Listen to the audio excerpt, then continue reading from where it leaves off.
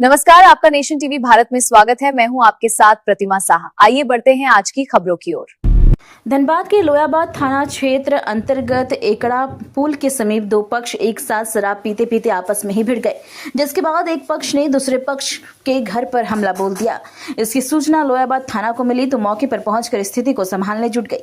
इसी दौरान लोयाबाद थाना में पदस्थापित सब इंस्पेक्टर रोहित कुमार चोटिल हो गए हैं, जिन्हें इलाज के लिए अस्पताल में भर्ती कराया गया। वहीं स्थिति की गंभीरता को देखते हुए पुटकी, जोगता, सोनारडी, मुनीडी और लोयाबाद की पुलिस ने गोपाली चक में छापेमारी कर 5 लोगों को हिरासत में लेकर पूछताछ कर रही है। फिलहाल घटना को अंजाम देने वाले सारे आरोपी फरार बताए जा रहे हैं। इस संबंध में लोयाबाद थाना प्रभारी पीकू प्रसाद ने बताया कि दोनों ही पक्ष एक साथ बैठकर शराब पी रहे थे। इसी दौरान किसी बात को लेकर दोनों में विवाद हो गया।